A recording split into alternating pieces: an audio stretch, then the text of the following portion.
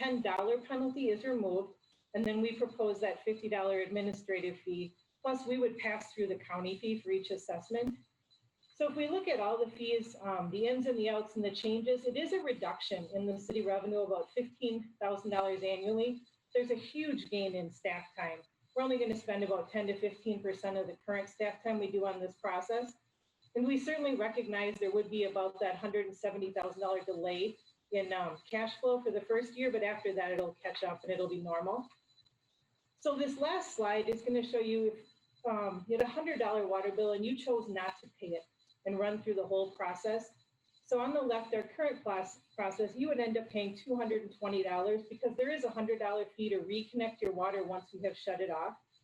And the proposed process going through and having this assessed to your taxes, you would only pay $165. So it's $55 less than new processes. So the Finance Committee reviewed this on May 9th in depth with Council Members Fulch, Brox, and Vaughn, and had unanimous support for the change. So I can stand for questions, or you can open the public hearing. Okay, thank you, Clerk Flatten. Okay. We ask that the attendees use the raise hand feature and they will be invited to speak one at a time. Open the public hearing.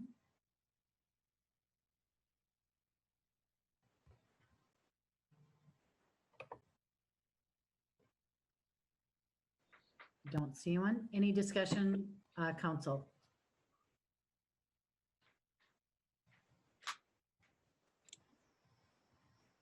Your Honor, this is Councilmember Fulch. Thank you, Your Honor. I just wanted to make a comment. As you had just mentioned that the Finance Committee did hear this presentation, and I thought it was really very well thought out by staff. It staff out of ways harm in case they need to go out and do the shutoffs.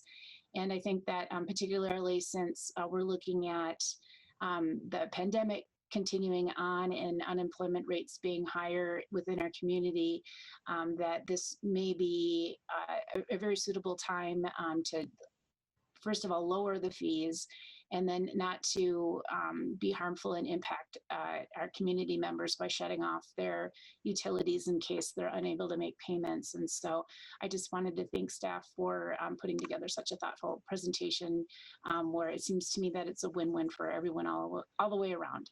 Thanks. Okay, thank you. Councilmember Balsanic. Well, I'm sorry, Your Honor. Okay. No comment. Okay, and I see no one in the audience. So we can close the public hearing. Any other discussion, Council? Okay. Council, I would accept a motion to adopt an ordinance of the City of Hastings, amending City Code Chapter 51, Utilities. I so move, Your Honor. Councilmember Balsanic. Second. And Councilmember Councilmember Brox. Brox. Any other discussion, Council? Clerk Flatten, please call the roll. Member Vaughn, Yes. Member Fulch, Yes. Member Balsanic, Yes. Member Liefeld, Yes. Member Lund, Yes. Member Brox, Yes. Mayor Fassbender. Yes, motion prevails. Under Public Works today, we have water service repair costs appeal on 1208 Tyler Street. For this item, we will have an introduction by Public Works Director Nick Ager. Welcome, Nick.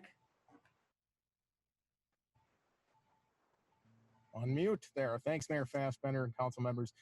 You have a pretty good swath of information in the memo that I prepared for the packet, but just to summarize briefly, we had a water service failure occur at 1208 Tyler Street last fall, and the city had stepped in to hire a contractor, perform the repairs on that one.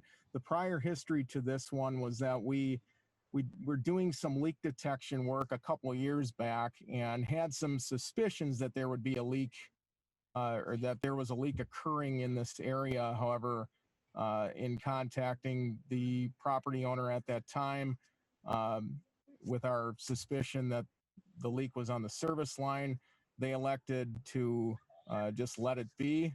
There was no evidence of this on the surface with water pumping up to the street surface or any sort of damages that were present. You fast forward a couple of years, in fall of 19, we did observe such things, and we were extremely concerned about the potential for damage to other infrastructure if that leak persisted. So the city did contact the homeowner, and we also acted quickly to get a contractor on board, perform the exploration and the repair. What is being contested would be that the homeowner disagrees with some of the cost elements for that. We did determine the leak was on the service line itself, and under city ordinances, such a scenario is the property owner's responsibility for that. So the city took in the invoices from the contractor and passed those through to the owner of the property. The operations committee met twice on this matter, once in October of 2019, I believe it was. No, I'm sorry, December of 2019, and then February of this year to discuss the issue. Representatives of the owner's family were present at both meetings to provide comments and their point of view on that. In the end, the operations committee did not recommend any concessions of the costs for this work. And so the owner was requesting a different sort of forum to air their grievance, so to speak, that being the city council directly. And then if you might recall from the July 6th council meeting, we did have the owner's representative, Stan McCoy, speak to that effect, and Councilmember Foltz did request this item to be up for discussion this evening. So I think that about covers it. Again, city staff is standing by the original recommendation and citing that the operations committee did not recommend any sort of concessions on the cost here. From a legal standpoint, there doesn't appear to be any sort of appeal process that ordinances allow for, and I might ask for City Attorney Dan Flegel to speak to that if necessary, just to clarify. But we feel that through the discussions that have been had, there's been quite a number of opportunities for the owner to be heard, and we have come to the same conclusion from a staff perspective, and I believe the operations committee backed that with their decision in February. So I'll stop speaking now and can turn it back over to you, Mayor. Okay, thank you, Nick. I do see Mr. McCoy is in the audience, if he wishes to speak. Welcome. Welcome, this is Stan McCoy. Can you hear me okay? We can hear you, Stan. Yes. The one point that I mean, we could further discuss it in details as the city council sees, but the one thing that I want to bring to everyone's attention is that when we were notified in 2017 of the leak, the major discussion point there was over who was paying for it.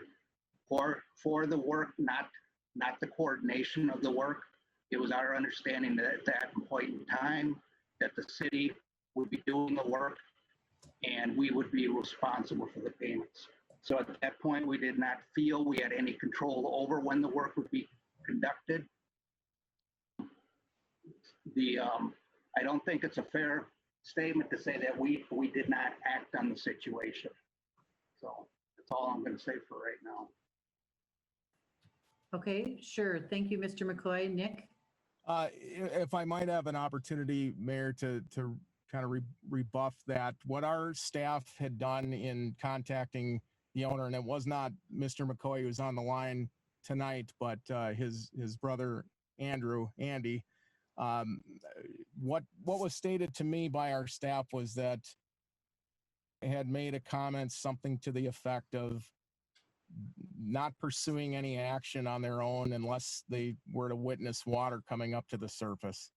And so we took that to mean that there was an election to just not do anything at that time. Okay, thank you, Nick. Councilmember Fulch? Thank you, Your Honor. And so I actually, I took the time a couple weekends ago to go down and actually exactly, the site and understand from Mr. McCoy's perspective, the course of events. And so what was interesting was that if the city was aware that there was a leak someplace between the main and the service line, but they weren't exactly sure where it was. Why it was that the work wasn't done before the mill and overlay was done in 2019, because then when the Tyler Street mill and overlay took place, we all seen that, right? What it looks like when the equipment goes over, and it seems logical to me that after the equipment went over and did the mill and overlay, that's what further disrupted the leak. And then city and of course, staff had to then go in and excavate and find, the source of what was going on. And it's from the documents that Mr. McCoy had given me, the service line was actually, it was just roughed in, to the curb. It wasn't actually going to a house. It was meant for if an empty, it was a double lot. And so if the empty lot one day actually a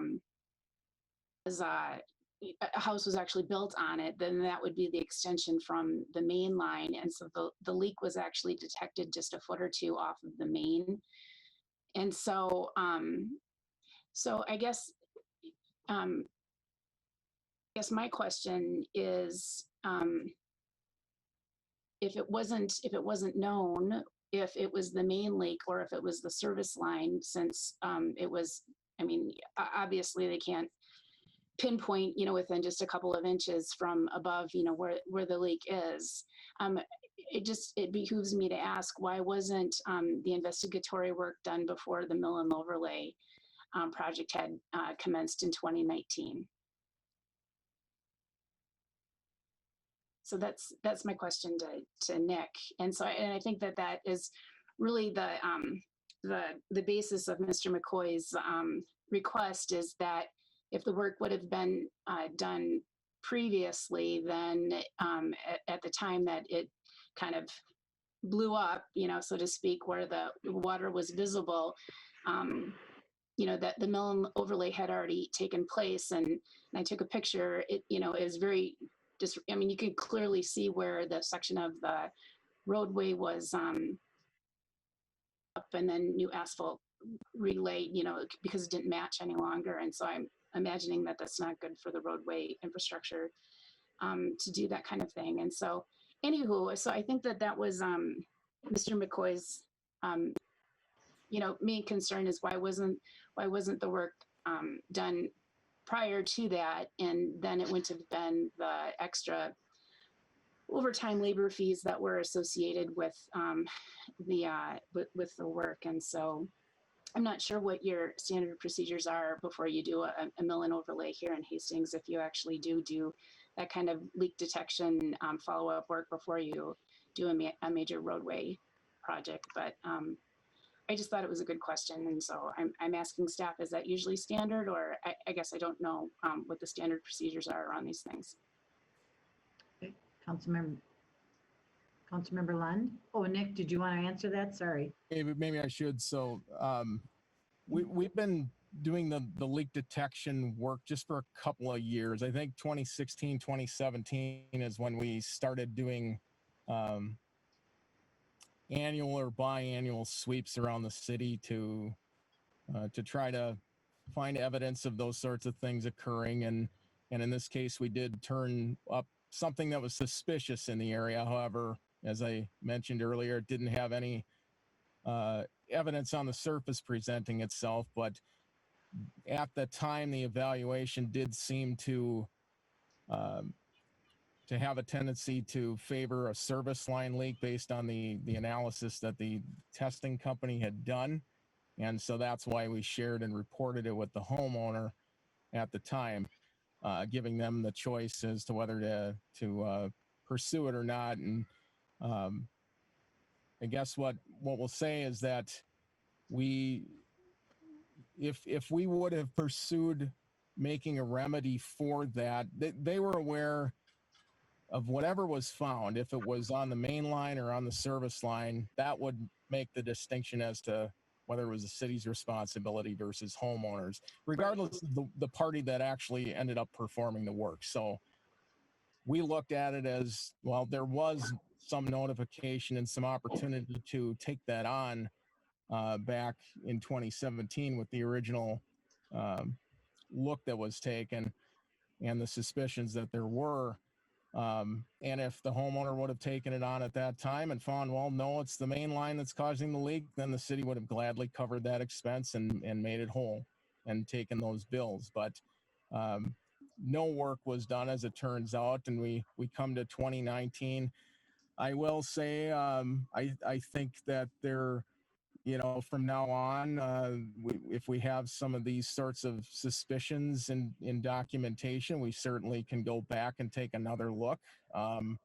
Admittedly, with a couple of years passing and nothing occurring in between, something like that tends to slip off of our radars. But all told, I think just as well, the types of efforts and costs we were seeing remained in line with any other water service repair that we've seen that involved patching of a street. And so that's what brings me back to this thing being a situation that would have similar same costs, kind of regardless of who took it on and at what point in time. Okay, go, Councilmember Lund. Thank you, Your Honor. So I've had the opportunity to hear this situation a couple of times already, and I mean it's your question, Councilmember Fulch, is a fair question, but I think we really need to separate the road construction from the line leak. If everybody does that, then we can look at the situation probably from a more fair position. So if there was no road construction at all, there was no mill and overlay at all, and in 2019 or whatever the time might have been, following some heads up that was given, I think no one can dispute that was given. Mr. McCoy would probably also agree that happened, right? But yet, a couple of years later, we still had water appear, and it is clear that it's the service line. We would have had to have done the work, or somebody would have had to done the work, a contractor. They would have had to have torn up tar and then replaced asphalt and replaced asphalt.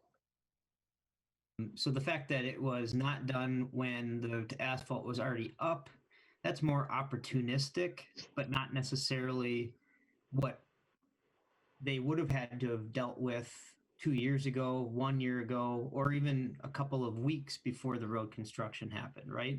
So I think the repatching and repairing that's just part of what happens when you dig up a road.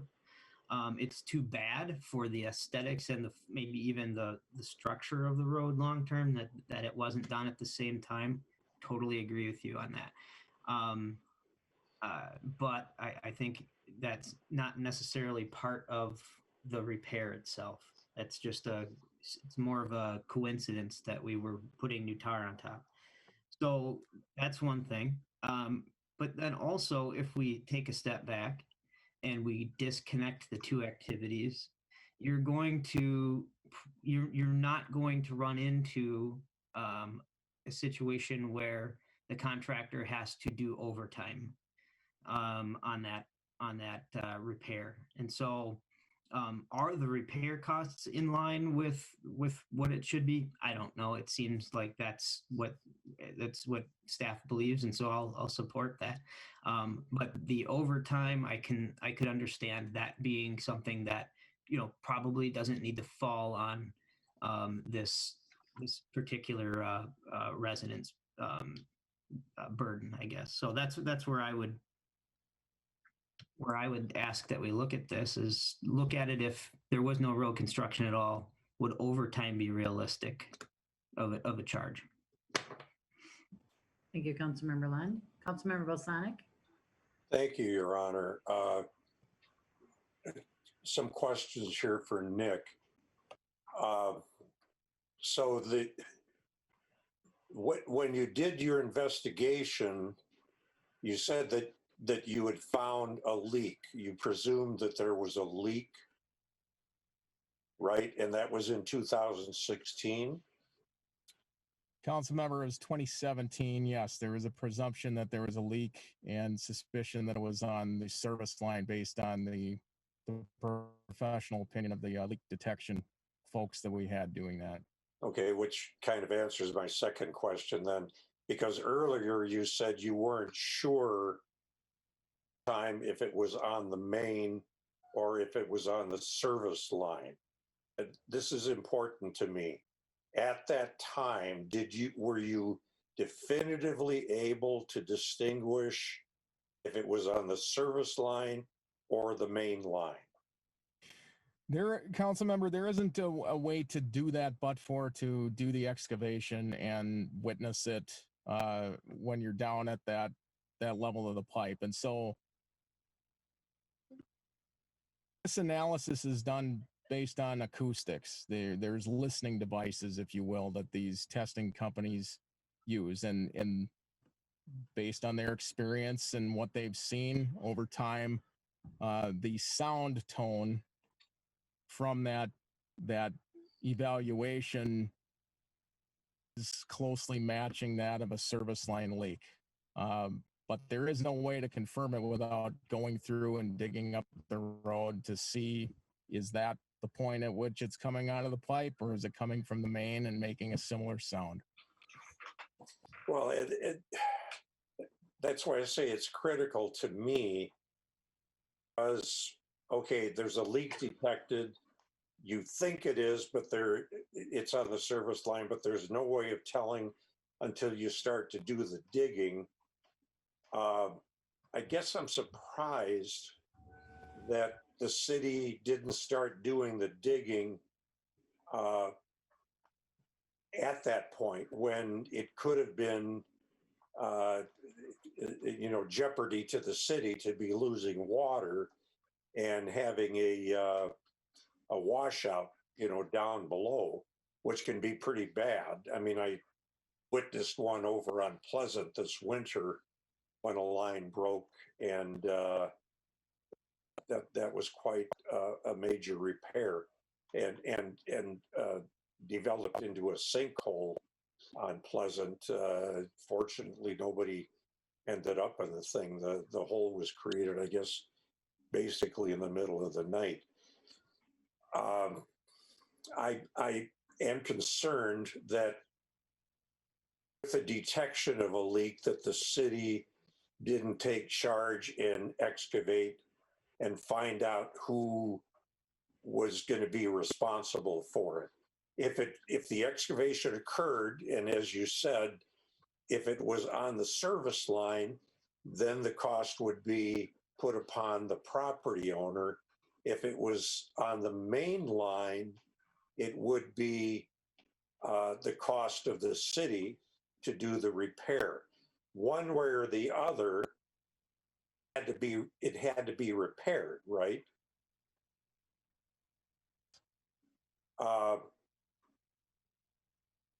So next question, if there was a leak on the service line, would it show up on the water meter? Well, council member, in this case, this service is it's an additional service to the property that's not active. This is a double lot, and it was placed at some point in time. I believe the early 90s was when those streets were completely reconstructed, and a service line was extended there to preserve that ability for that property owner to subdivide and have a service available immediately to them. And was there a structure on that property in question then, or was it just a capped off line? It was a capped off line stubbed out to the curb valve location. But it was not servicing a house. Correct. So the line that was leaking was not servicing a house. Correct. So again, there would be no way to tell definitively that there was a leak on the service line versus the main line, right? Without digging it up, council member, we would not know that for certain. So when it came time to do the mill and overlay project, it would have been, I would think, a good idea. And again, I'm not a civil engineer, but it just seems to me if we had a record of a leak and you're doing repair on the street, behoove us as a city to go down and find out what was causing that leak once and for all. And could that repair have been done by the contractor doing the mill and overlay? Or could they have at least dug the hole so that a plumbing company could come in and do the repair? It just seems to me, while the equipment was there, we could have solved the problem. Council member, I think there's a couple of questions in there. I'll maybe start at the most recent one. You asked about contractor for the mill and overlay could have performed the water service or any sort of water system repair, and the answer to that would be no. We do not include those types of work in those contracts for the mill and overlay. They are purely doing things that are up at surface level with the street pavement and concrete curb and gutter and those sorts of things that are within the very upper reaches of any street. We would have had to know going into that project or planned for utility type repair work similar to what we have in a reconstruction sort of format. Well, you said that sometimes things fall by the wayside. Did Public Works know that that leak was in existence at the time of the mill and overlay project? Or somebody forget was there?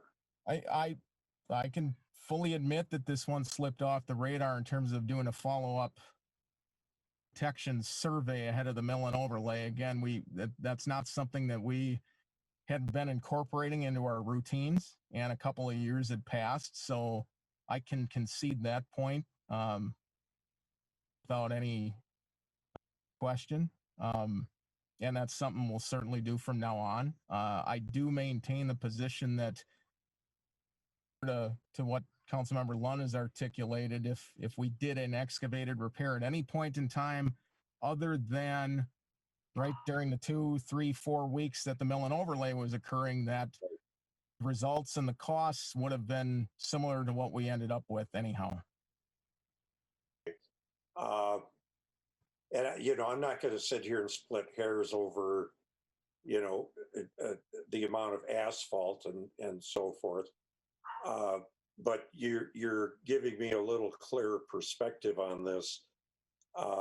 And I appreciate what you're saying, that from now on, when we do mill and overlay, we've got to incorporate into the contract that we're going to go check for leaks before the work is finished or while it's in progress.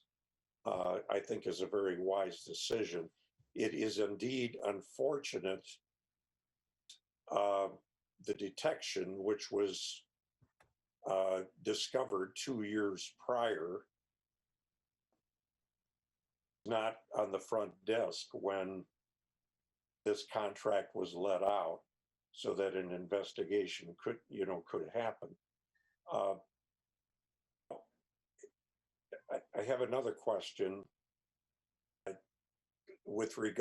this is with regards to the overtime charge that was added on to the bill for the McCoy property. It's my understanding, and again, correct me if I'm wrong, that there were 2 or 3 other projects for water leaks that were occurring within that same time period, if not that same day? Councilmember, there was a repair being made to a main line. I forget the exact location, but around the same time, and the same crew was deployed from the contractor to address both of them.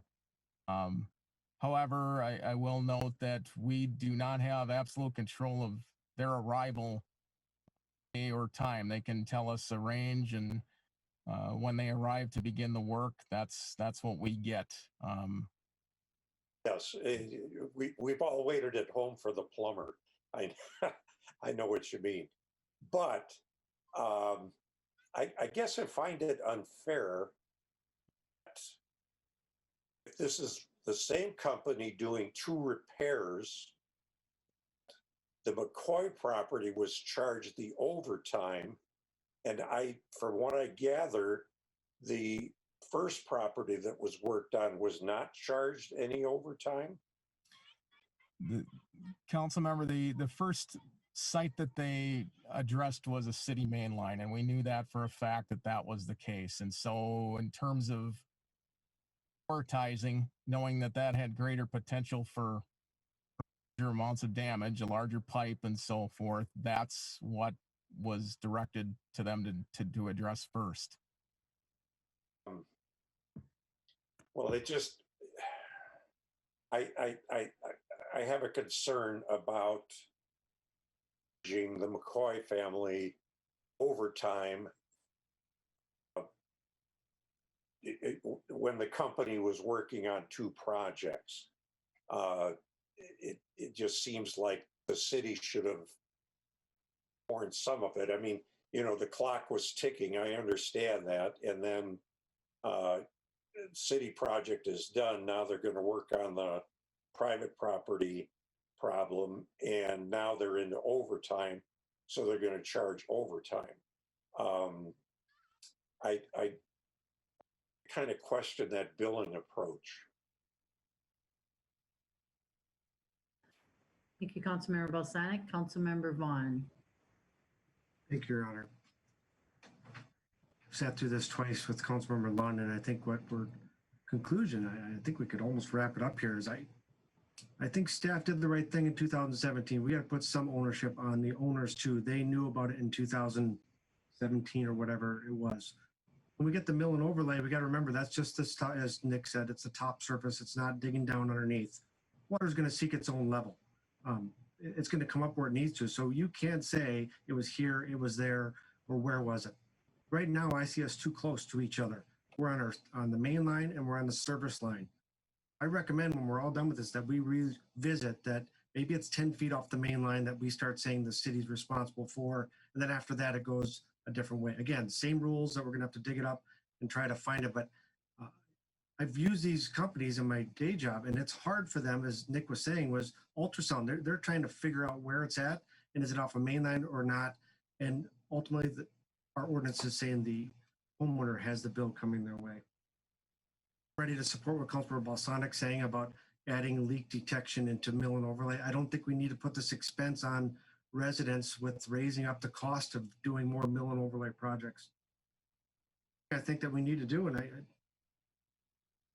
let's waive the overtime fees on this, but for future, staff, I thought, did the right thing. They literally gave the itemized bill to the owner, and they got to work themselves down. That's where they started to pinpoint, I don't agree with this one or that one. Instead, almost all bills have been roughly the same. We need to charge a flat fee. When it's time to do this, the city needs to come up with the equation and say, if we're to fix it, this is the flat fee. If it's an overtime or not, again, it's just a fee that comes in, and the bill that goes to the homeowner is the fee to fix the line. I think that's our easiest solution going forward. But otherwise, I've heard this twice. I'm hearing it the third time tonight. So we waive the overtime fee. The resident pays the rest of it. And we as staff and our operating committee goes back to the drawing board and try to get this thing ironed out for future. Thank you. Councilmember Balsanic. Yes, and Councilmember Vaughn, you do raise a good point on the issue of flat fee, because the bill I'm looking here on my other laptop. Total cost $5,467, which I'm assuming includes the overtime charge. That just seems like a very high amount. I know this is in line with what we've paid in the past, but I don't agree with what we paid in the past. I think we need to set a flat fee. Being a homeowner who's gone through a complete restructuring of my street with, stormwater, water, sewer, everything, with something like that, that's a complete redoing of the street, the assessments for these kinds of things are in the range of $2,000 to $6,000, going across all of the linear footage on the property. Here, we're only digging a trench that's maybe about 8 foot across, going down to the water main. I cannot understand how the company is charging $5,467. I think we need to take a good close look at what we are willing to pay as a city and assess to a homeowner for repairs such as this. It just does not sit well with me. Thank you, Councilmember Balsanic. Councilmember Fulch. Thank you, Your Honor. Thank you, Councilmember Vaughn, for making your recommendation, and I wholeheartedly agree with you in that. And so I have a copy of the bill, and the overtime was, as I'm reading this, $360. That was the overtime. And I know that they were asking for $1,000 for a reduction in fees as they were looking at the bids that were presented by whoever it was that was awarded the actual mill and overlay project. And so I understand what you're saying, and that these are different types of contractors doing different types of work. And so it wouldn't have been a part of the scope of the work of the mill and overlay contractor. And so so I get that. And so I just like to make a motion to reduce the amount of their fee by the $360 that was attributed for overtime costs. Okay, thank you, Councilmember Fulch for the motion. Do I have a second? Second. Councilmember Lund. Any other discussion, council? Councilmember Vaughn. And I just ask that not tomorrow, but the utility committee revisit this one our next, and that we get together just at least to start the process of trying to get a flat fee for this. Thanks. Okay. Thank you. Any other discussion, council? Clerk Flatten, please call the roll. Member Vaughn, Yes. Member Fulch, Yes. Member Balsanic, Yes. Member Liefeld, Yes. Member Lund, Yes. Member Brox, Yes. Mayor Fassbender. Yes. Motion prevails. Administration, let's see. Tonight we have the CARES Act funding, and that'll be introduced tonight by City Administrator Dan Waticha.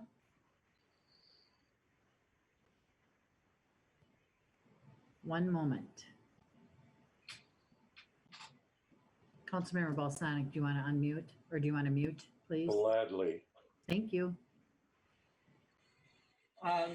Thank you. We've talked recently about the CARES Act and a little bit more about it this evening, or at least more information we have on it. I believe you see it on the presentation on your screen there. Hastings is receiving a little over $1.7 million for eligible expenses. Do want to note, and some of this is repeat, but I think it's worth repeating.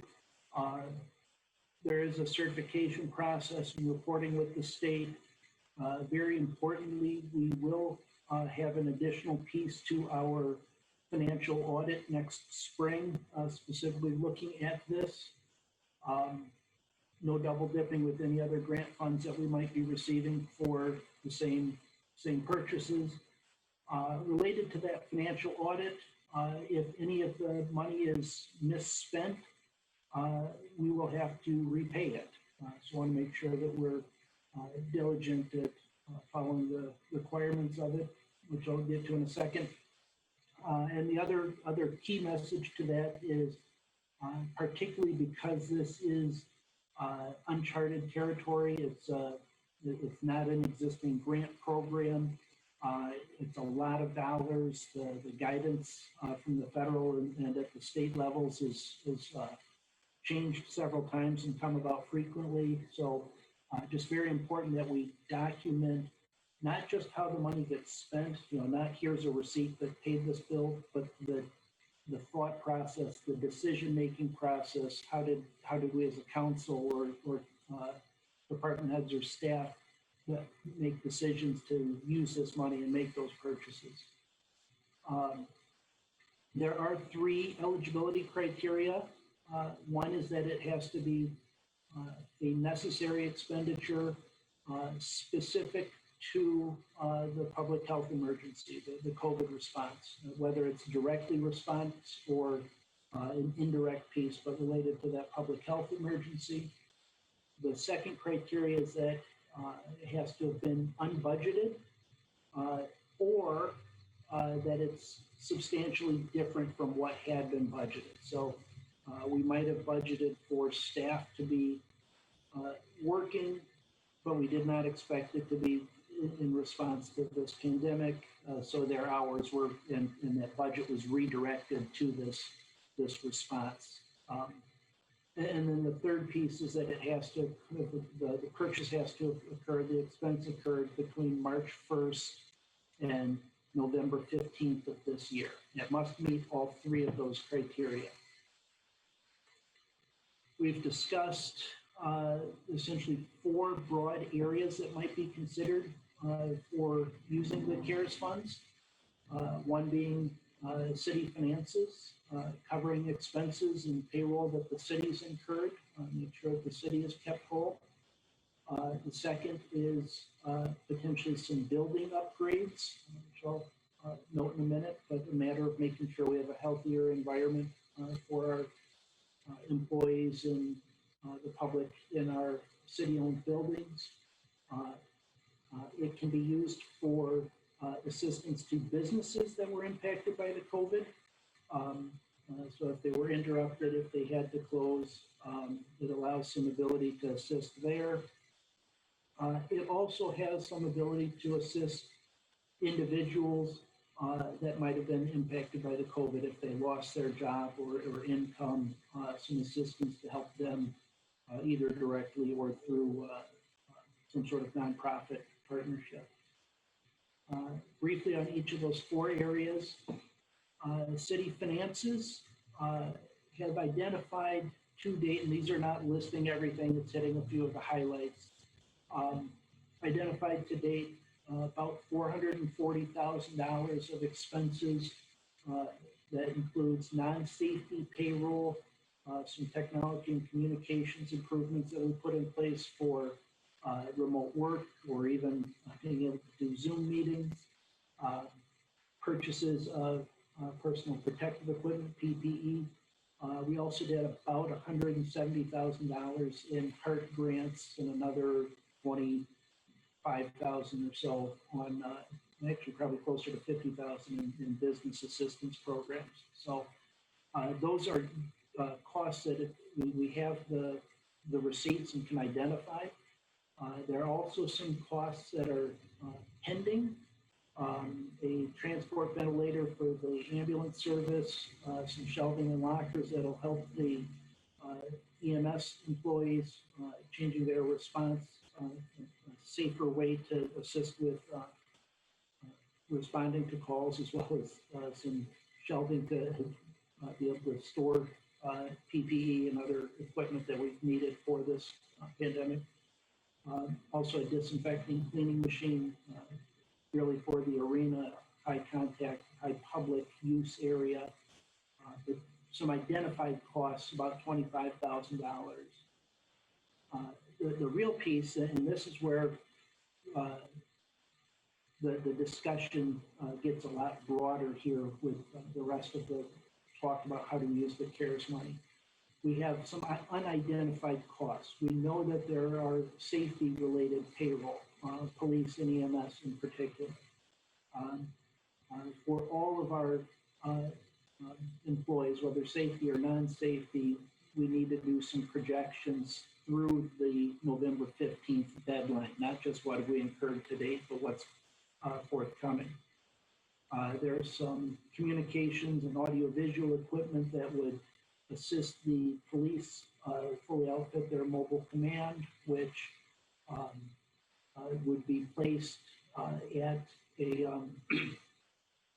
back up for a second.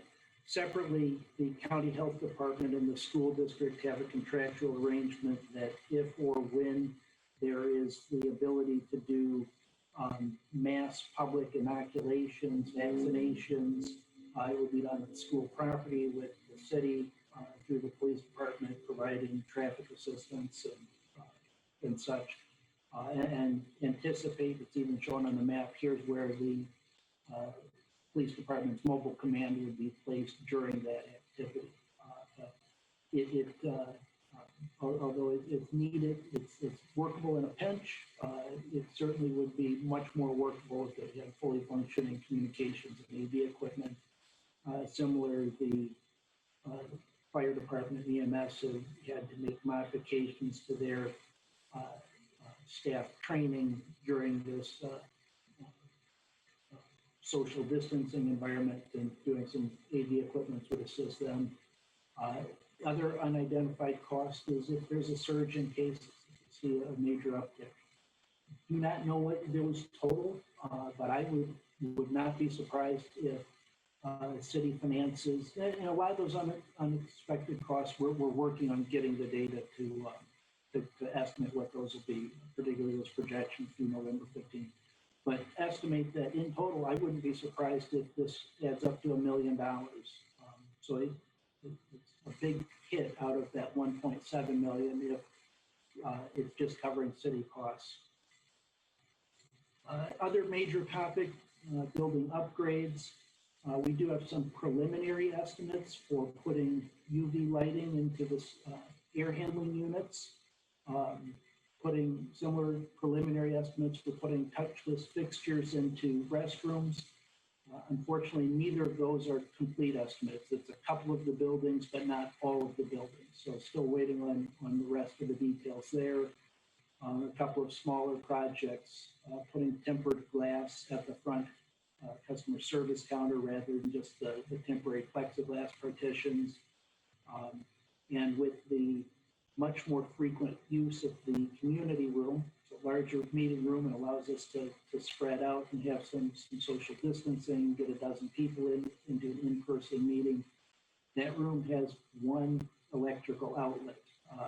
And although short preservation makes it difficult to add more, we could at least add a couple in the riser next to the existing one, assist with some of the communications needs or laptops or projectors and things that we might need at times. So that's a quick overview of the building upgrades. Everything that I've mentioned so far, whether it's covering city costs or those preliminary estimates, I would recommend that the city proceed with. There's some question of where do I see the priorities? Those are the areas. I do note that there's the potential to upgrade the air handling, the HVAC system for the fire department. It might be possible, but realistically, November 15th is a tight time frame to put that out to bid, be able to do the construction in a working building. So I do want to note there's a possibility if there's interest, but I think it would be tough to move forward. If there is an interest, please speak up tonight because we need to start moving fairly quickly rather than waiting 2 more weeks. Third major area, business assistance. Anecdotally, there's the goal of putting 10% of the CARES Act funding to assisting small businesses. With the HART grants and other work that the city has put money towards, we've already exceeded that 10%. Would also note that at present, and I think it's wrapping up as we speak, the Chamber of Commerce has recently been doing another survey of local businesses, asking what their needs are, what issues, where they're having concerns, which might help inform, is there an interest by the city to do more for business assistance? And would also note that just last week, we're still waiting some of the details, Dakota County approved a business assistance program. The county providing money, $10 million to do small business grants of $10,000, limited to businesses with 50 or less full-time equivalent employees, also limited to businesses, not nonprofits, not home-based businesses. They would, as with all of this, need to show that they had a negative impact due to the COVID. Easy to do if they were shut down for a time or seen a loss in revenues. Two interesting pieces with the county's program. One, they are contracting out with a third party to handle administration of the program, which is certainly attractive since if we, as we saw in the HART grant, Rusty was working almost full time just on the HART program, and we've seen other the downtown closures a real impact on staff time. So if we had the ability to farm that work out, that would certainly help from a staffing ability. The other piece that's interesting about the Dakota County program is, although we're learning details with meetings Thursday and Friday this week, they've indicated that they will open it for Hastings and other municipalities put additional funding for it. So if we want to put 100,000, $250,000 of the CARES Act funds to supplementing their program, at 10,000 a pop, it would help another 10 or 25 employees specific, or not employees, businesses specifically in Hastings.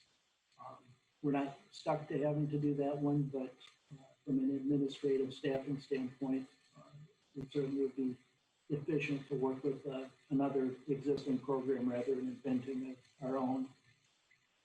The fourth area is assistance to individuals, sort of that social service aspect.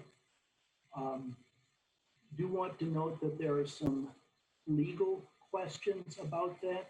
I know previously I forwarded a overview memo from Attorney Flegel talking about what sort of expenses are explicitly allowed in statute and which are back to that decision-making process, particularly based on if this is an expense that benefits an individual but is explicitly allowed under the CARES Act, having some affirmation of that through the council before we just make that expenditure. The administration committee met last week and had some discussion around this, and one of the things that they talked about was the importance of identifying the needs in the community rather than just throwing money out there to individuals or nonprofits. This is a list I put up. This was not from the admin committee, but a few ideas that I've heard from nonprofits, food assistance, work with individuals in social isolation, mental health, eviction foreclosure assistance. I'll note that just late last week, the county is putting money towards that. Other economic support, which might be transportation or somebody who's lost their job has some difficulty with. It can also be used with distance learning. And I would note that it can be used towards helping the nonprofit organization as a business entity itself that was impacted by COVID. So if they're seeing parts of their operations shut down, instead of just looking at them as a pass-through to providing a service, also looking at them as an organization, an entity, a business that was impacted by COVID. The administration committee thought it was important to inquire about other funding sources that a nonprofit organization might have access to. For example, noting that the county has some state funds and matching it up with some county funds to work on an eviction foreclosure assistance or eviction assistance program. Obviously, there's a funding source there that, as an example of what other options are there. And also indicate, similar to what the county is doing with its business program, if there's a way to partner with a nonprofit or another organization, contract with them to administer some of the funding and handling how we might put some funding to social services, that would be great. Social services are something that typically is not handled at the city level, so we don't particularly have much expertise in that area. We've already got some staff shortages and putting extra work on existing staff, and at a busy time of the year, if there is a way to contract that out, it would certainly help the program, or whatever assistance we might put out there, be more efficiently handled and hopefully more effective. That's a quick overview. Really, I think that some important things that had to be pointed out, but really I think that the meat of the discussion is your discussion as a city council and talking through some of those pieces as a body. Thank you, Dan. Council discussion? There you go. Councilmember Fulch. Your Honor. I had taken the memo from Dan and I actually placed it into a spreadsheet format. So to better understand actually and put it into categories of insurance, equipment supplies, the business community, and then building facility related types of upgrades that need to be made. And so of the costs that he did identify, it's at $883,000, which includes the upgrade to the fire station. So with a few things, I think it would be interesting to go through,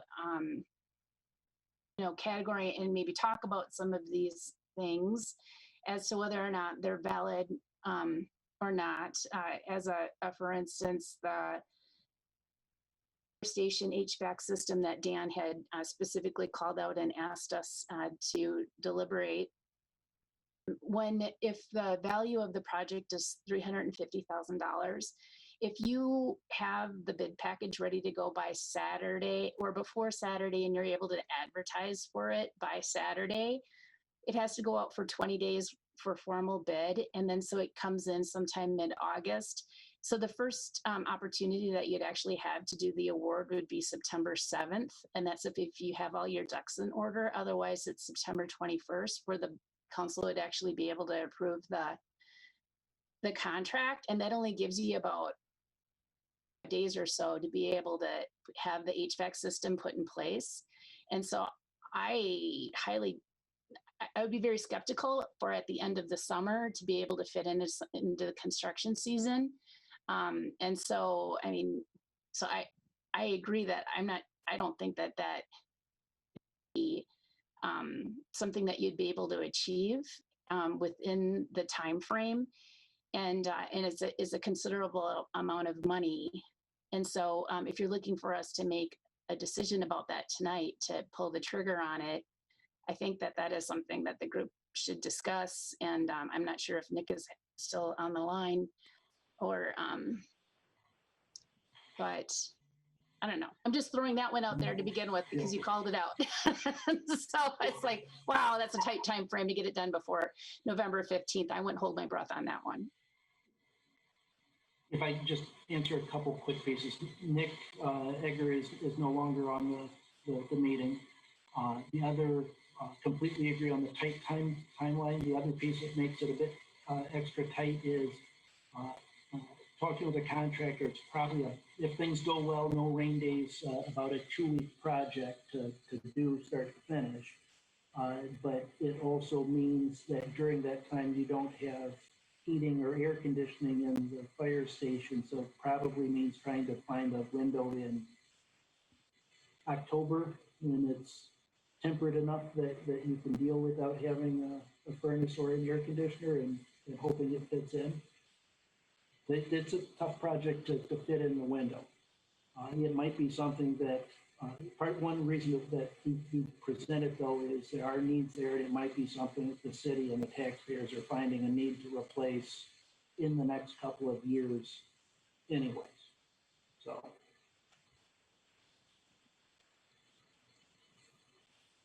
Yeah, it seems to me that that's more of a asset management. That's a part of your facilities management plan, you know, over the next few years.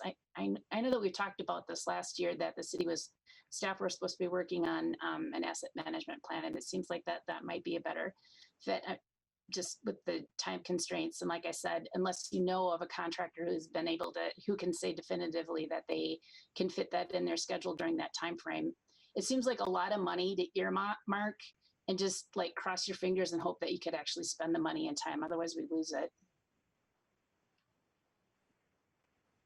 That's my 2 cents.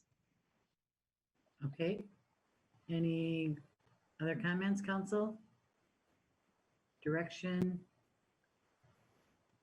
Councilmember Vaughn? Thank you, Your Honor. I just want to say that I support partnering with the county on doing it with the business relief fund. I think that is the best place that we should be applying our dollars toward, and partnering with them because they're going to have the staff to take care of it. Thank you. For John Hinsman. Yeah, and Mayor, City Council member, I can respond a little bit to that too, Mark. And thanks for bringing that up. Yeah, part of the county program right now, as Dan had mentioned, is they're going to be putting together a grant program, which we can piggyback off of. We're meeting with our other economic development folks in the county later on this week to have more detail on it. But it looks like our work that we would need to put into it would be very minimal. It looks very manageable, and based upon some of the business survey information we received back from the Chamber of Commerce, there's still a need out there for funding, and there's still a fear of what might happen in the future. Okay, thank you, John. Councilmember Vaughn. Yep, and just to follow up then, the rest of the stuff that staff has put together here, I think they're doing their due diligence. They're working their way down. I appreciate what the memo said is take care of the residents of Hastings first before we go to other plans. So I think that's important. That what I wanted to see here. Yeah, I think I agree with Councilor Fulch. The air conditioner, HVAC unit for the fire is going to be a little bit of a reach in that short a time frame. If staff can find some way to do it and it's eligible, so we don't have to pay for it ourselves, sure, keep working at it. But if it also do it the correct way, don't try to sneak it in there either. Make sure you follow the proper ways for bidding this. So I support staff's memo here. Thank you. Okay, Councilmember Lund. Thank you, Your Honor. We had a very good, I thought, very good, productive conversation as a committee, and Dan and staff did a good job putting a lot of good information together for us today. It's a work in progress, we know, but the general direction, I'm glad you said that, because I think the general direction is good. The tricky part about this is there's always going to be what ifs and whatever, right? So we need to know that going into this. But also I would ask and I feel pretty comfortable that everybody would be good with this, but I would ask that we are willing to do special meetings if we needed to, to not delay things. If, to Councilmember Fulch's point, if you miss the full council meeting on the first, then you have to wait 2 more weeks, whatever. I don't think we should be worried about that. I guess we should be willing to prioritize these things because we know that it's a use it or lose it kind of thing. So, just keep that in the back of our minds as we keep going forward with this. Okay, sure. Councilmember Brox. Thank you. And thanks, Councilmember Lund, for referencing our committee discussion. I think it was very good and productive. And what we really tried to focus on is what are we trying to accomplish with this money? What is it that we want to do? And that's what I keep coming back to for all of these categories in my mind is, what is going to be the most efficient way for us to get this money to people that need it? But also, and a lot of the answer to that seems to be partnering with people who are already doing things, partnering with, information that we get from the chamber and piggybacking on other organizations that are already doing things to support the community. And I think that was a common thread that was in our discussion. And I think that is a very positive direction. And I also want to say, a lot of these projects, one of the things that we talked about in committee was we do need to consider our own needs and our own employees as the city of Hastings and make sure that we're covering our own expenses before we start extending ourselves into other areas.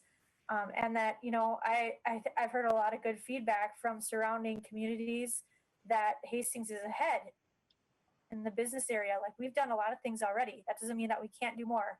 We certainly can do more if we choose to do that, but that we are ahead in some ways in our business support and how we've supported our local businesses.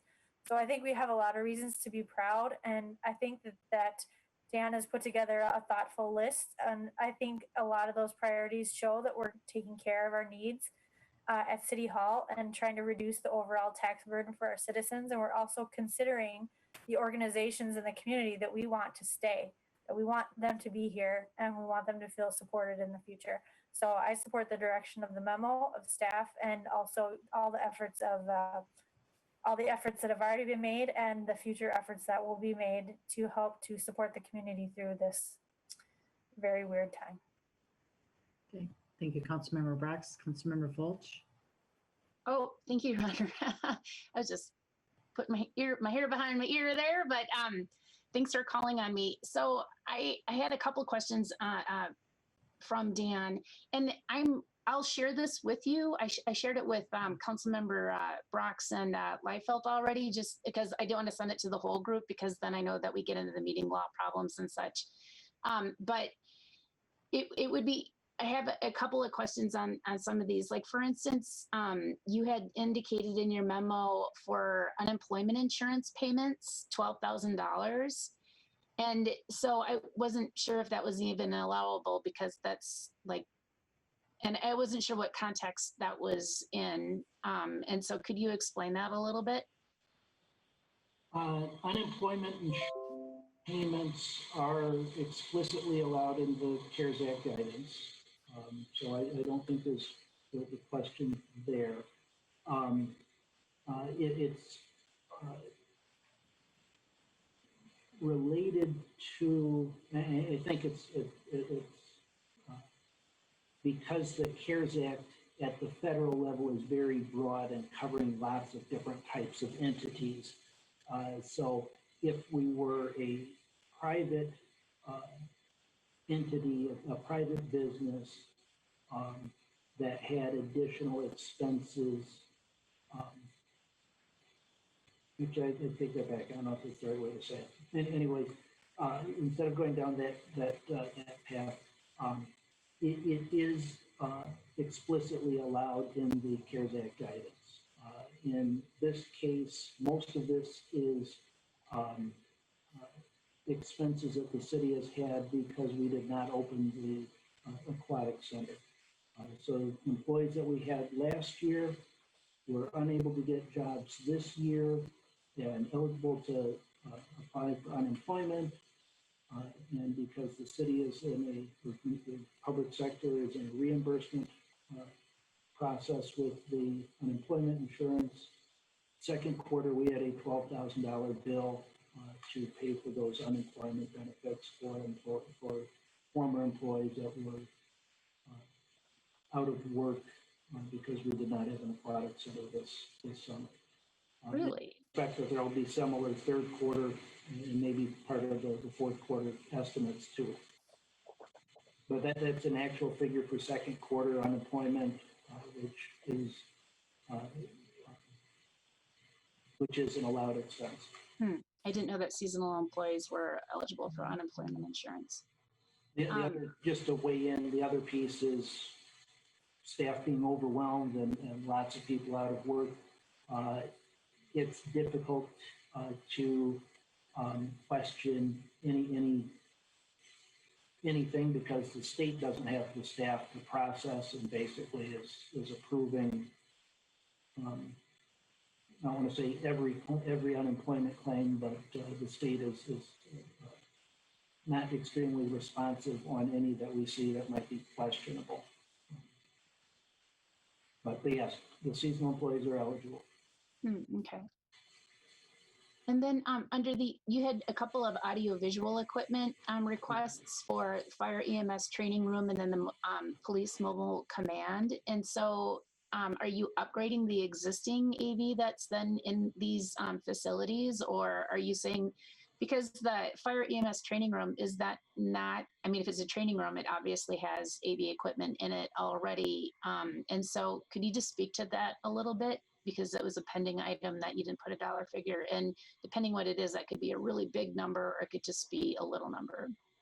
I think that they fall in between. It is more of, on the fire training room, it's more of an upgrade of existing, making it more functional. And I don't know what makes a big number a little number, but that one I would guess is in the $5,000 to $15,000 range. Ballpark guess, because it's a fairly limited upgrade. The improvements to the communications equipment, including some extensive rewiring of the mobile command, wouldn't surprise me if that's six figures. That could be $100,000.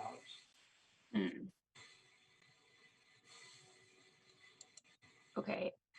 And in both, and I guess the other piece I would comment is in both those cases, maybe not as urgent as doing it this fall, but I think that both of those are things that we will see in budget requests coming from those departments moving forward. So if we can accomplish something that might be falling on taxpayers in the next year or two with these CARES Act funds, it addresses a need now as well as saves taxpayers in the future. Okay, so I guess those are kind of wants rather than needs. I mean, that's how I would identify those. If you're just looking at upgrading existing facilities that are currently working just fine. And so I just want to differentiate the difference. And then I'm looking down at the rest of your list, the safety glass shelves, workstations, UV lights, those all look like they're all necessary needs. And so I would question the mobile command and the fire EMS AV if they're going to be really big ticket items. Because well, I guess if we took out the $350,000 for the HVAC, that if you remove that, that brings down all of the items that you already identified.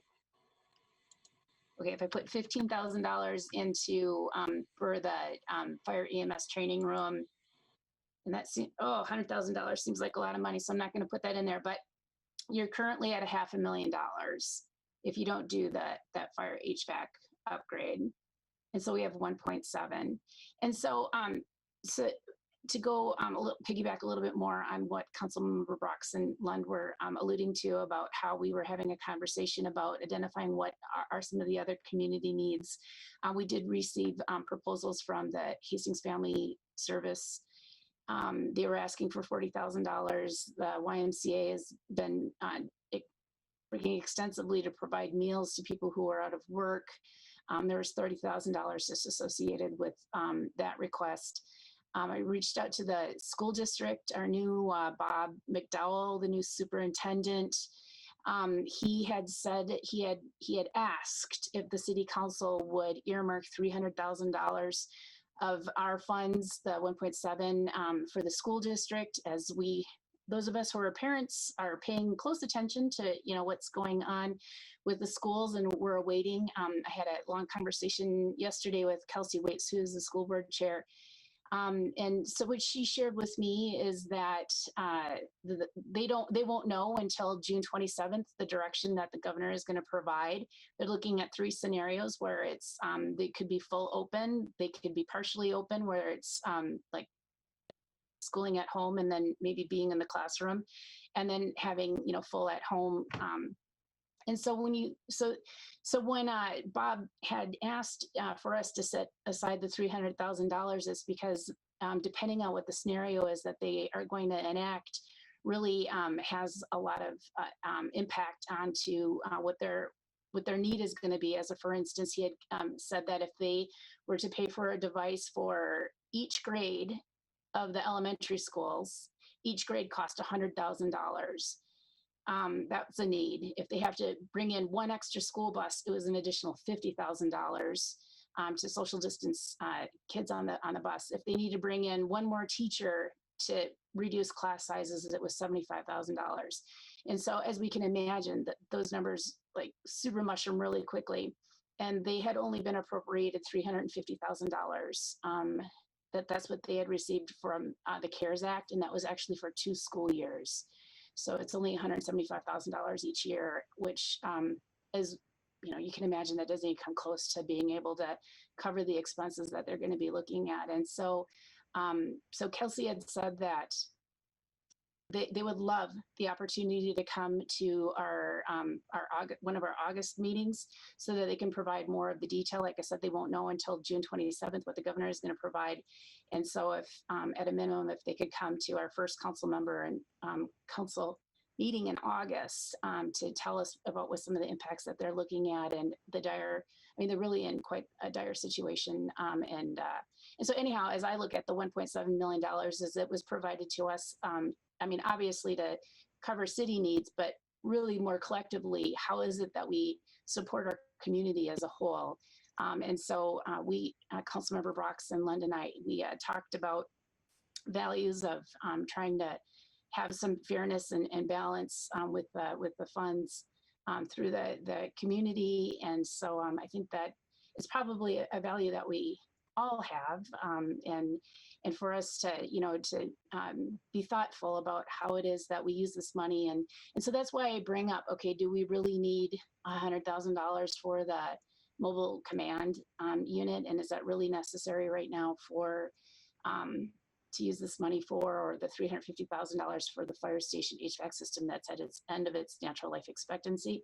So just to be thoughtful about how it is that we're appropriating large chunks of money. So thanks. Councilmember Vaughn. Thank you, Your Honor. I'm really concerned, though, that when we talk about social services, I want to make sure that the city is consistent. We need to make sure that this is hitting all social services throughout the community. That's why I supported going with the county on a process of how they go about doing that. I don't want to invite one social group that Councilmember Foltz talked about, district, come to our meeting, and next thing you know, we're going to say, well, I didn't get a chance to do that either. I don't know if that's our role, and that's why I'm a little worried about even talking to anybody unless we had a formal process to say, here's the opportunity.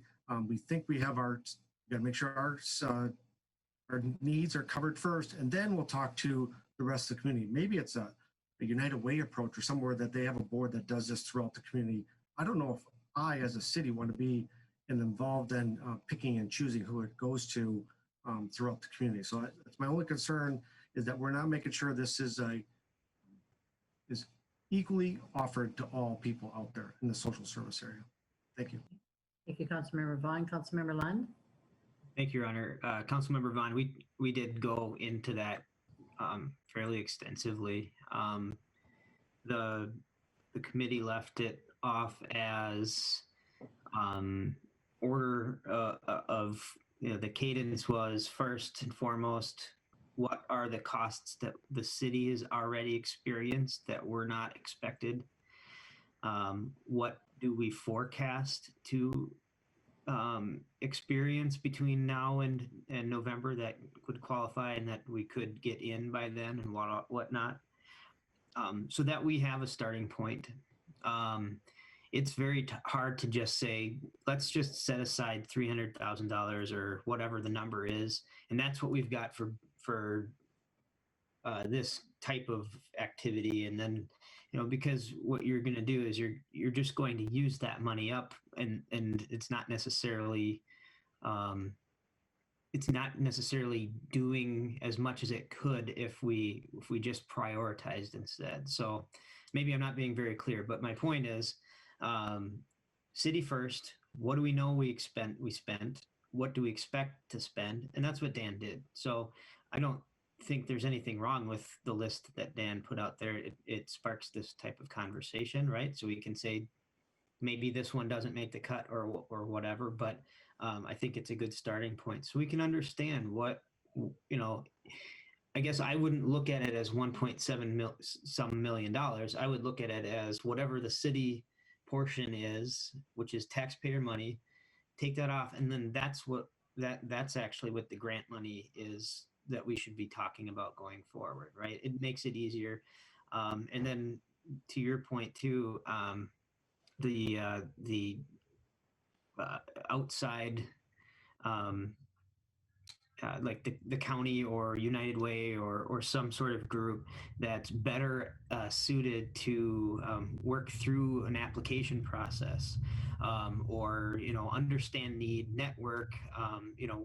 That's not our daily function, and so I think that was also brought up as to your point as something that would be good to leverage instead of the seven of us going through applications and whatnot, but rather using a partnership that would be able to do a better job at it. Okay, Dan Waticha? Just to follow through on part of Councilmember Lund's comments there. At least at this time, Dakota County has said that it does not have a social service program that we could partner with them on. Might recognize that they're doing some work with eviction assistance and just be happy that that's being covered, but they have not offered something that we could supplement or augment their work and partner on. Speaking with Mary Mellick this weekend, the United Way, details to be determined, the United Way would be willing to work with us in some sort of partnership.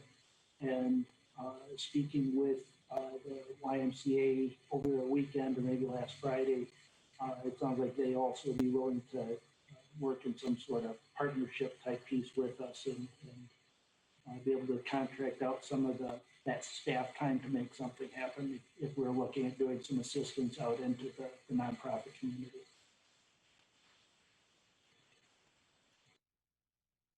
Thank you, Dan. Any other discussion, council? Your Honor, this is Tina. Councilmember Fulch? Thank you, Your Honor. So we had Councilmember Lund, myself, and the mayor. We are a part of the Economic Task Force, and I had been in contact with Christy Vars, and the business community survey that they were working on, I think is done, or just about done. And so they have their results. And so I'm really pleased to hear that John said that the community development directors are meeting with the county to all kind of get on the same page. And so I would really like to see for us to have a discussion if we could get a meeting on the calendar pretty quickly so that we can keep things moving. Obviously, time is of the essence for these conversations to keep moving ahead. And I think Councilmember Liefeld was the one that said earlier about, or maybe it was, I'm sorry, Councilmember Lund, about having additional meetings so that we can keep things moving ahead.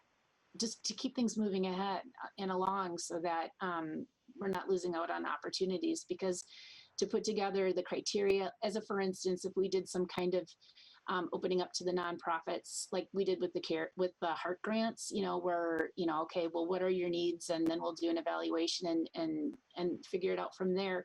I mean, that takes time, right? I mean, John could speak to probably how many weeks that took for him and Rusty to pull that together and get everything out the door. And so it's really time consuming. And so again, if we're going to do it, we need to do it quickly. Okay, thank you. We'll get that set up.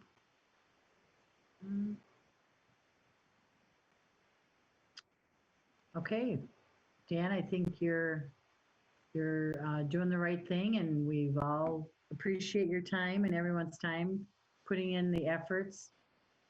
Whoops. I don't know where I just went. We still see you, right? I still see you at least. Really? Okay. Anyway, I don't know what happened. Anyway, so at this point then, we don't need a motion on that. We'll just kind of move forward. Council, do you have any other announcements? Mayor? Yes, Councilmember Fulch. I'm sorry, Brock. Brox. I just have a brief report, a report about the Cottage Grove Beyond the Yellow Ribbon, if I could, since Sure. I've been representing the council on that board for about almost a year. I have been meeting monthly with the group, and they are covering some veteran services in Hastings, and they're doing a lot of networking and trying to meet some community partners, meet people who are already doing amazing things in Hastings. But I just kind of wanted to share some of the statistics that they shared with me about what the Cottage Grove Beyond the Yellow Ribbon has done in the past year in Hastings. And they've really been active in Hastings for 2 years, covering some needs, but they've been kind of looking to expand into Hastings in an official capacity for about the last year. And they're in the middle. Our last meeting was just last Thursday, and we talked about they're going to change their name from Cottage Grove Beyond the Yellow Ribbon to include Hastings. And there is also some veterans that they serve in St. Paul Park. So they're going to change the name to the Mississippi Valley Beyond the Yellow Ribbon to include Hastings and St. Paul Park and potentially other contiguous areas in the future. But one of the things that they shared with me that I wanted to share with you is just kind of the numbers as to what they've done in the Hastings area already. They did some support for the Hastings Armory during the activation of the Minnesota Guard, including spending a couple $1,000s in supplies, including medication, clothing, socks, underwear, food, and hygiene kits for the National Guard. About $1,400 in water and energy drinks. They've also have tried to partner with Hastings to do some more local events and to be present at some of our events. Unfortunately, since March and due to COVID, there haven't been that many events that they've been able to attend. So they've attended 2 total events in Hastings, and their first official year in covering Hastings was from October 2019 to current. They've done about 5 meet and greets with different community groups. They've spent about 1,300 volunteer hours for veterans in Hastings, and they have helped over 32 people in Hastings specifically. And they do this in a really cool way. They do it all through the county, the veteran service officers. All the needs are kind of routed through them. And then we look at, as a board member, I look at some of the needs that come in and approve or do not approve the request. Some of the cool things that I've been able to help with have been helping a veteran in Hastings get some snow removed in the winter. And also they do things like partner with local businesses so that the business can help cover a service for a veteran at a lower cost. So for example, they will fix a window for a veteran, and then the service provider, who is usually a local business, will reduce that cost or cut some of the fee associated with it. So if they can do it for cost and do it at a cheaper rate for that veteran, they will do things like that. So that's kind of what I've been doing with the Cottage Grove Beyond the Yellow Ribbon for the past year, and we meet monthly on a Thursday, and we meet in the Cottage Grove Armory, but we're currently meeting on Zoom. And so I have been attending those meetings, and I just wanted to report back of some of the things that I'm seeing. It's a really cool organization, serving veterans' needs in Hastings, and soon to be called the Mississippi Valley Beyond the Yellow Ribbon. So if you see the name change, that is why. Okay, great. Thanks, Councilmember Brox. Any other Councilmember Fulch? Unmute. There we go. All right. The first thing was just last Thursday, there was an open house at Lake Isabel Park where the Parks Department held an open house to go over the 3 options that have been created by the consultant that's on board.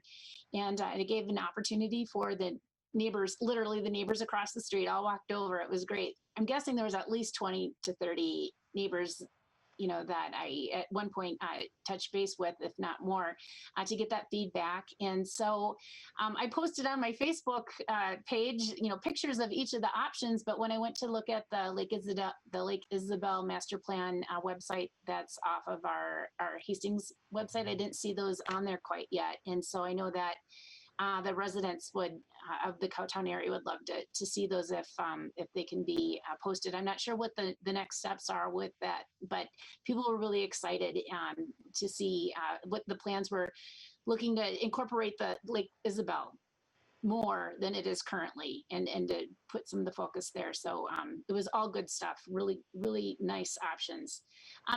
My second thing was I wanted to talk about looking at what is the city's position on face masks, and particularly when it comes to our own facilities. Currently, the plan for the city, our pandemic opening plan, made it optional for people as they come into the city facilities, and employees while they're in common spaces and such. And so I just wanted to share with you that there are currently 28 states that have mask restrictions in place right now, as COVID is spreading very quickly, and it's kind of the Midwest is now kind of isolated, where it's filling in for all along the South and along the coasts, and so we're kind of now a pocket where we're not affected.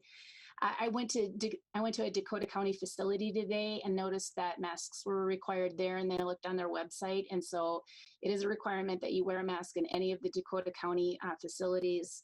And then furthermore, there are quite a number of cities that are beginning to pass these restrictions. The cities of Duluth, Rochester, Mankato, Winona, Minneapolis, St. Paul, Minnetonka, Edina, Blaine, White Bear Lake, and the University of Minnesota, not to mention the corporations that are beginning to do so, like Target, Walmart, Menards, Costco, Best Buy. And so we're not going to have the conversation right now, but I would love it if we could have that conversation at our next council meeting, so that I think it's important to protect our staff at a minimum, as the public comes in, as Dan had outlined in his budget memo, that they don't have plexiglass, up yet, to protect receptionists and folks that have interactions with the public. And so I just think that it's really important that we do what we can to, at a minimum, protect our employees that are within these facilities. Thanks. I think there is a correction there, though, Tina, or Councilmember Fulch. Plexiglass is at the front desk of City Hall. Oh, it looked like it was something still to be done. Nope, it's there. Oh, okay. Dan, you can speak to that. If I find my mute button. Just for clarification, yes, we have plexiglass stands up at all of our customer service counters, including the absentee balloting elections piece. So we do have that in place. Great. The proposal is to actually put in place a permanent tempered glass installation at that main counter. So I see. Okay. Proposal is, instead of having some temporary stands, expect that it's something that would be good to have permanent long term. Okay, Councilmember Brox? I know, I just want to make mention that I think, I think that's a valid conversation, Councilmember Fulch. I just would like to see it advertised well in advance, as I know there's a variety of opinions out there about masks. There's a lot of passion. I've already received a lot of emails from constituents through sites like One Click Politics, where they're urging me not to make a mandatory mask policy. So I have received communication and we don't even have it on the agenda yet.